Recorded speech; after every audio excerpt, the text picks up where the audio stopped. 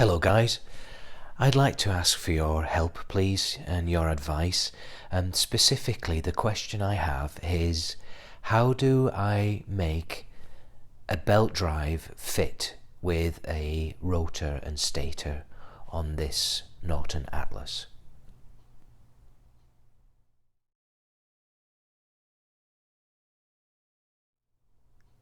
This is my Norton Atlas project. I'm calling it Shep, and I'm not sure if you've seen any of my other videos, but it was a bit of a chopper monster, but I've disassembled it.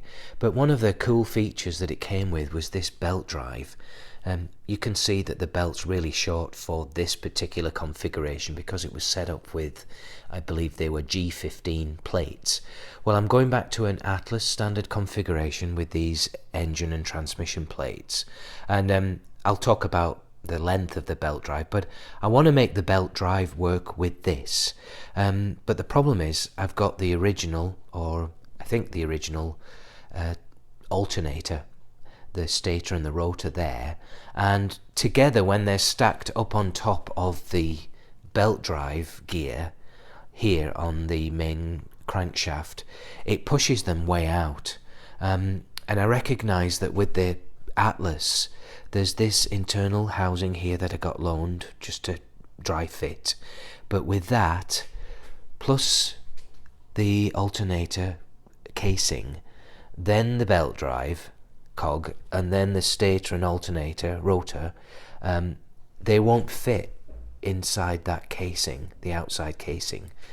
And I have to be honest, I kind of like the exposed look, so I haven't made any decisions. I'm not even caring much for the inside cover as well, because it kind of takes away from all the engine mechanics, but I was wondering if you could give me some advice on how I could possibly go about setting this up. So I'm going to dry fit it now and let you get a good sense of how everything goes together, and then maybe you could comment below. I'd really appreciate it. Thanks. Starting with the inner primary chain case.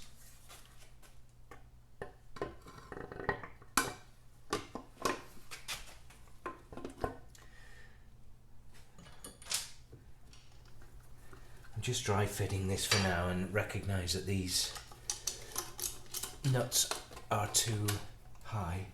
They cause a problem for the alternator case. Which comes next?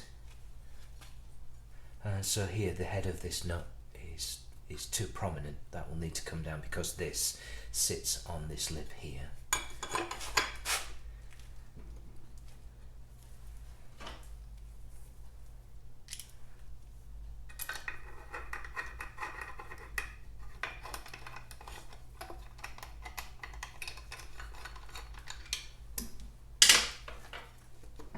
That's just holding that there now.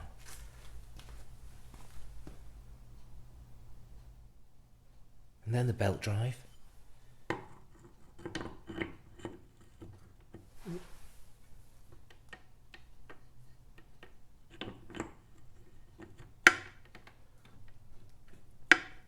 going to be some spacing things there, but that's fits pretty well. This is where it gets a little tricky.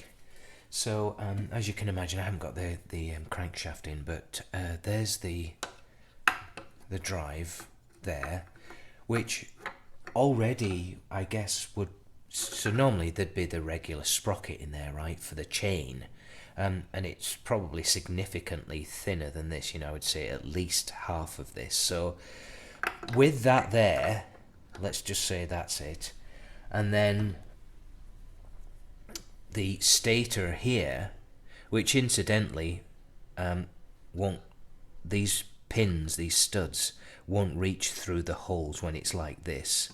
You can see that we're already too far out, and so I'm just wondering what I can do to maybe get a thinner stator, or this needs to be cut down, or I need to go back to a chain drive. I'm not sure, but I'd appreciate any thoughts that you have about this.